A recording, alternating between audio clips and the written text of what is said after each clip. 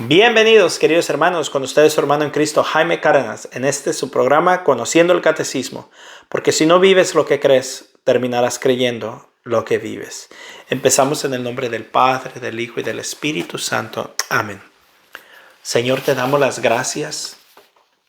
Permítenos ser tuyos eternamente. Permítenos, Señor, buscarte a ti, que esa sea nuestra meta principal. Cumplir tu voluntad, conocerte, profundizarte, Señor. Te entregamos todo nuestro ser.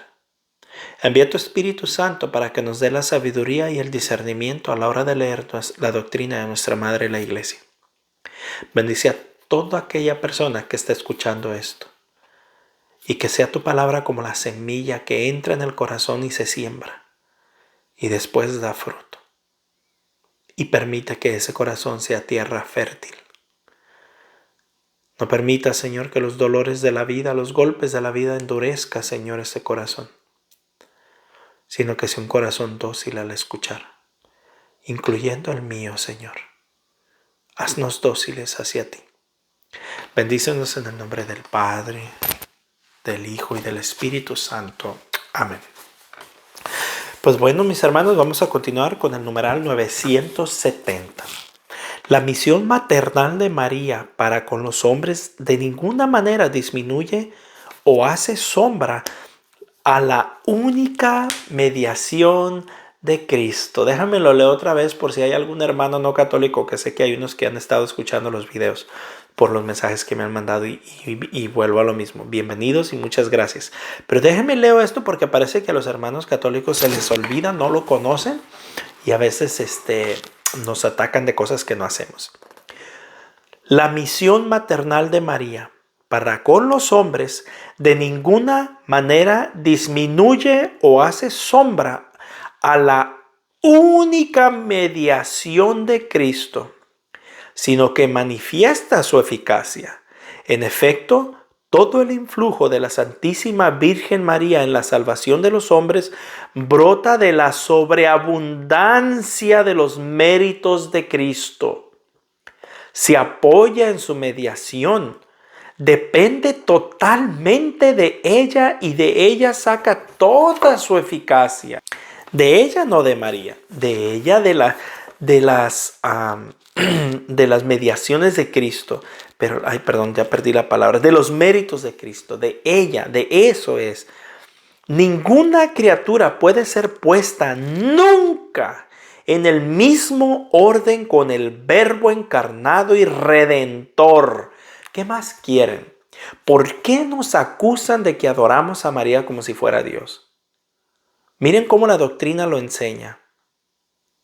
No entiendo cuál es su... muchos yo entiendo que lo hacen por ignorancia, pero otros los hacen con alevosía y ventaja, con maldad en el corazón. La doctrina no enseña eso. ¿Para qué dicen que la Iglesia Católica nos enseña eso? De que vemos a María como diosa. Pero así como en el sacerdocio de Cristo participan de diversas maneras tanto los ministros como el pueblo fiel, así como la única bondad de Dios se difunde realmente en las criaturas de distintas maneras, así también la única mediación del Redentor no excluye, sino que suscita en las Escrituras una colaboración diversa que participa de la única fuente. El culto a la bienaventurada Virgen María, numeral 971. Todas las generaciones me llamarán bienaventurada. Lucas 1:48. La piedad de la Iglesia hacia la Santísima Virgen es un elemento intrínseco del culto cristiano. La Santísima Virgen es honrada con razón por la Iglesia con un culto especial, y en efecto desde los tiempos más antiguos se venera a la Santísima Virgen con el título de Madre de Dios, bajo cuya protección se acogen los fieles suplicantes en todos sus peligros y necesidades. Este culto, aunque del todo singular, es esencialmente diferente del culto de adoración que se le da al Verbo encarnado, lo mismo que al Padre y al Espíritu, pero lo favorece por pero lo favorece muy poderosamente. Encuentra su expresión en las fiestas litúrgicas dedicadas a la Madre de Dios y a la oración mariana, como el Santo Rosario, síntesis de todo el Evangelio. O sea que el rosario no es mariano como muchos dicen. El rosario en realidad es cristocéntrico. Habla todos los misterios de Jesucristo y la vida de Jesucristo. María, icono escatológico de la Iglesia.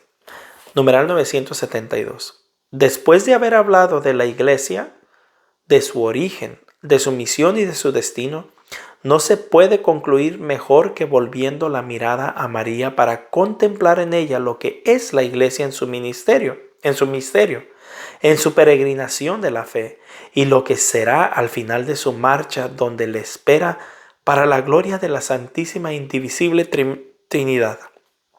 En comunión con todos los santos, aquella a quien la Iglesia venera como la Madre de su Señor y como su propia Madre. Nosotros veneramos a la Virgen María como nuestra propia Madre.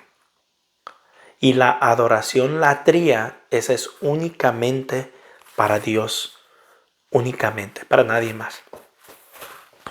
Resumen, numeral 973. Al pronunciar el fiat de la Anunciación y al dar su consentimiento al misterio de la Encarnación, María colabora ya en toda la obra que debe llevar a cabo su Hijo. Ella es madre, ahí donde el Salvador y la cabeza del cuerpo místico. Numeral 974. La Santísima Virgen María, cumplido el curso de su vida terrena, fue llevada en cuerpo y alma a la gloria del cielo. Fue llevada, no se fue con su poder, en donde ella participa ya en la gloria de la resurrección de su Hijo, anticipando la resurrección de todos los miembros de su cuerpo. Numeral 975. Creemos en la Santísima Madre de Dios, nueva Eva, Madre de la Iglesia. Continúa en el cielo ejercitando su oficio materno con respecto a los miembros de Cristo. Eso es lo que creemos. La Virgen María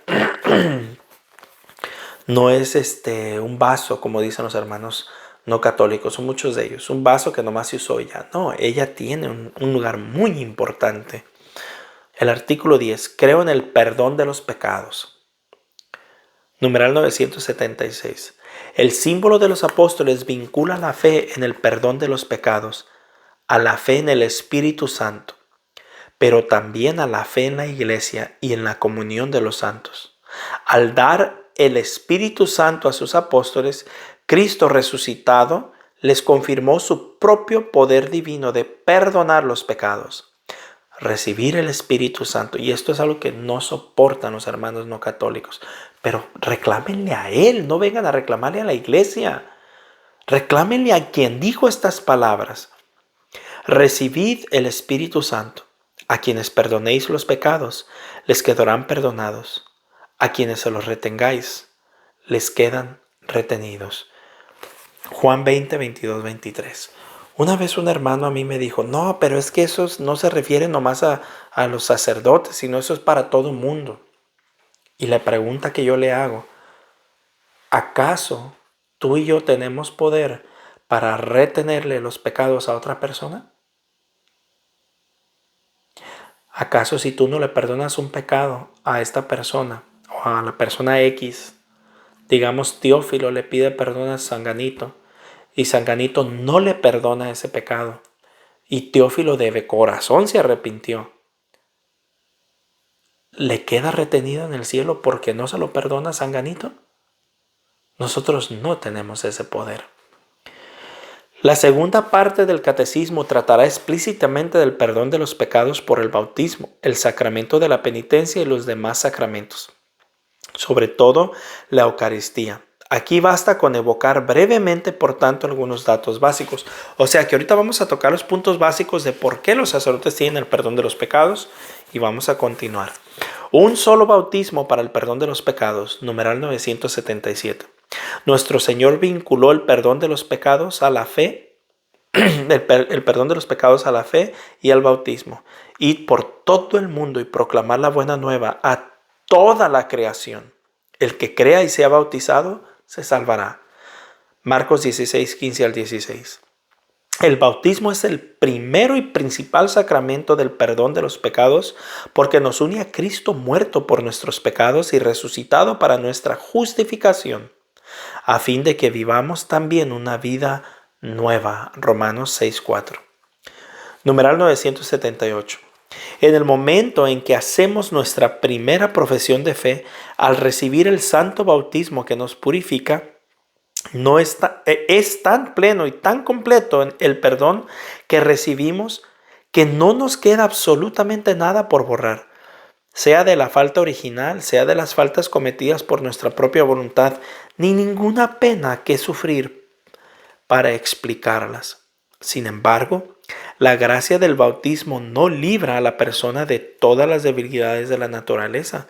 Al contrario, todavía nosotros tenemos que combatir los movimientos de la concupiscencia que no cesan de llevarnos al mal. La concupiscencia es como ese deseo de lo temporal, olvidando lo eterno.